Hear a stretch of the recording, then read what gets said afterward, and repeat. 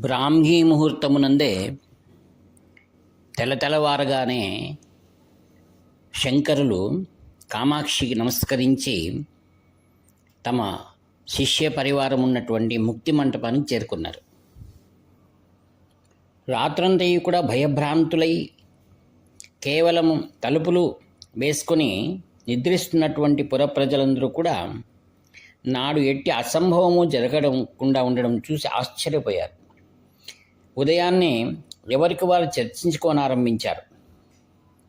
రాత్రి ఎటువంటి కలకలం జరగలేదు అనగానే అందులో ఒక్కరు ఆ పరిచారకుల్లో రక్షక భటుల్లో ఎవరో మహాపురుషుడు తేజస్శాలి తన శిష్య పరివారంతో ఆ ముక్తి మంటపం నందు ఉన్నారు, వారు ఏదైనా చమత్కారం చేసి ఉండవచ్చు అనగానే ప్రజలందరూ కూడా ఆ మహాపురుషుని దర్శనమునకై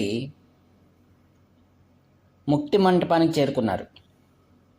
అరుణోదయ కాంతులలో శిష్య ప్రశిష్య సమూహంతో కూర్చొని వేదధ్వని వినిపిస్తుండగా అక్కడున్న ప్రజలందరూ కూడా శ్రీవారిని దర్శించుకొని తమ పాపములన్నీ దూరమైనవని, నగరమునకు నూతన కాంతులు రాగలవని అత్యంత భక్తి తత్పరులై ఆ ముక్తి మంటపం నందు యోగి పుంగవుడులుగా విరాజిల్లుతున్న ఆదిశంకర భగవత్పాదాచార్యుల వారిని అనేక స్తోత్రములతో సాష్టాంగ దండ ప్రణామాలు చేశారు.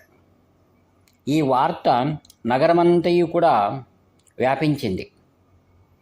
తదనంతరం ఆదిగురు శంకరులు తన శిష్యులతో నగరమునందున్నటువంటి ప్రముఖమైన వ్యక్తులను మరియు వేద పాఠశాలలో ఉన్నటువంటి సకలమైన వేద పండితులను అందరినీ కామాక్షి దేవస్థానం నందు సమావేశం కమ్మని తాను తెలియజేసినట్లుగా తెలుపుగానే ఆ వార్తను అందుకున్న ఘటికా స్థానమునున్న వేల కొలది వేద పండితులు, విద్యార్థులు, నగరమునందున్నటువంటి పుర ప్రముఖులు మేళ తాళములతో శ్రీ శంకరుల వద్దకు వచ్చి పూర్ణకుంభ స్వాగతమునిచ్చి తాము అత్యంత పవిత్రమైనటువంటి కామాక్షి దేవాలయము దయచేయవలసిందిగా ప్రార్థించుకున్నారు. నంతరం ఆదిగురు శంకరులు అనుష్ఠానాదులు ముగించుకొని ఆ యొక్క కామాక్షిదేవి సన్నిధానానికి చేరుకున్నారు. ఆత్మీయులారా, మీరు ప్రస్తుతం కామాక్షి దేవాలయానికి వెళ్ళినప్పుడు లోపలికి ప్రవేశించగానే కుడివైపున ఎత్తైన ఒక ఆసనం మీకు దర్శనమివ్వగలదు. అది పూర్వము ఆదిగురు శంకరులు కూర్చున్నటువంటి ప్రముఖమైన పవిత్ర ప్రదేశం. నేటికి అచ్చట కాంచీ కామకోటి పీఠాధిపతులు అమ్మవారిని దర్శించుకున్న తర్వాత శంకరుని యొక్క ఆ స్థానమునందే వారికి అందరికి కూడా కామకోటి అమ్మవారి యొక్క శ్రేష్టమైనటువంటి పూజా పరిమళ వస్తువులన్నింటినీ కూడా వారికి అక్కడ సమర్పించేటువంటిది నాటిండి కొనసాగుతూ ఉంది. ఆ విధంగా అక్కడ చేరినటువంటి పుర ప్రముఖులు మరియు వేద పండితులు స్వస్తివాచనలు పలికి స్తోత్రములు చేయగానే అక్కడ దివ్యమైన సభ ఏర్పాటు చేయబడింది. ఆ సభలో చేరిన ప్రజలందరూ తమ యొక్క బాధలను చెప్పుకున్నారు. కారణం, వారికి ఎవ్వరికి కూడా రాత్రిపూట సంచరించుటకు అవకాశం లేదనియు, అందుకు కారణమేదియో మహాపురుషులైన మీరే తెలుసుకొని దాని పరిహారం కనుగొని ఈ నగరమును శాంతి స్థావరముగా మార్చడని ప్రార్థించుకున్నారు. అప్పుడు దివ్య దృష్టి కలిగినటువంటి ఆదిగురు శంకర భగవత్పాదాచార్యుల వారు ఇక్కడ పూర్వము కొందరు కాపాలికులు అవైదిక పద్ధతులతో పూజాదులు నిర్వర్తించడం, ఇక్కడ వేద పండితులకు అవకాశం లేనందువలను దేవస్థానం అంతా కూడా అపవిత్రముగా మారినదని, అందువలన అమ్మ నిజస్థానం నుండి ఈ విధముగా సంచారం చేస్తున్నదని తెలియజేయగానే అక్కడ చేరిన ప్రజలందరూ ముక్కుపై వేలు వేసుకున్నారు. ఇందుకు తగిన పరిహారం సూచించుడని ప్రార్థించగా శ్రీ ఆదిగురు శంకరులు ఇచ్చట పవిత్రోత్సవం నెరవేర్చవలననియు, కొన్ని రోజుల పాటు ఇక్కడ మండల పర్యంతం దివ్య దేదీప్యమానమైనటువంటి దివ్య ఆరాధనలు జరగవలనని సెలవిచ్చిరి. నంతరం అందుకు తగిన ఏర్పాట్లన్నీ కూడా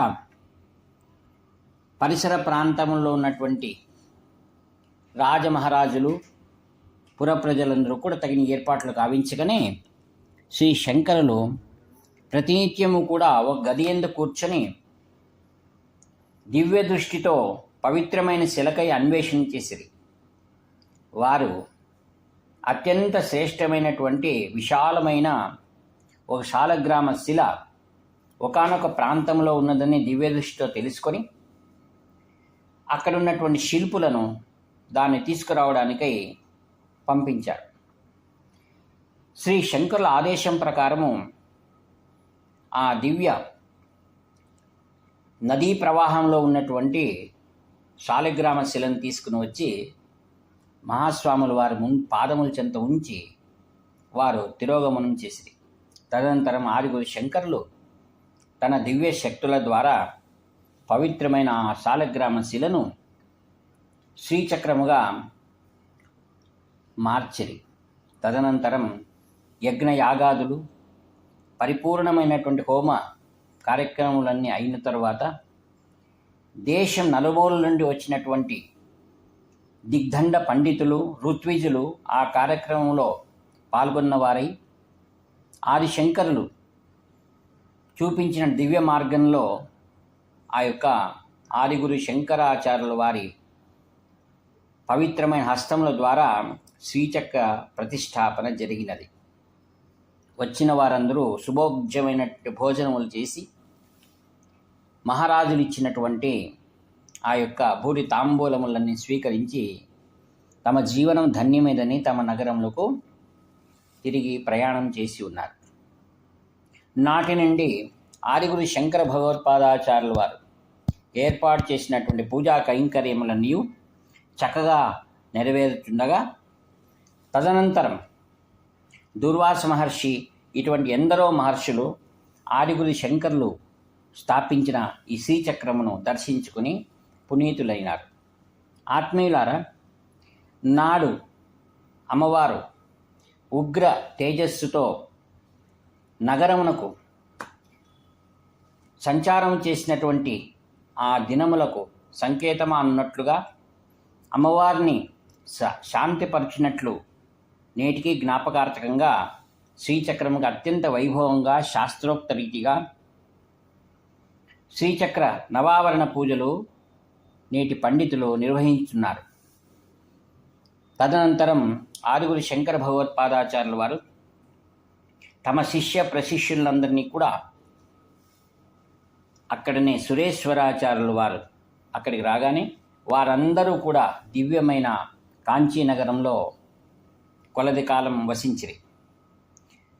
శ్రీ సురేశ్వరాచార్యుల వారి ఆ యొక్క మహిష్మతీపురం నుండి అనేకమైనటువంటి పండితులు వారి పరివారంతో పాటు కాంచీనగరమున పరిసర ప్రాంతంలో ఉన్నటువంటి అగ్రహారం నందు స్థిర నివాసం ఏర్పాటు చేసుకుని ఉన్నారు. నేటికి కూడా మండన మిశ్ర అగ్రహారము అని కాంచీ పరిసర ప్రాంతాల్లో జనులు పలుకుచున్నారు.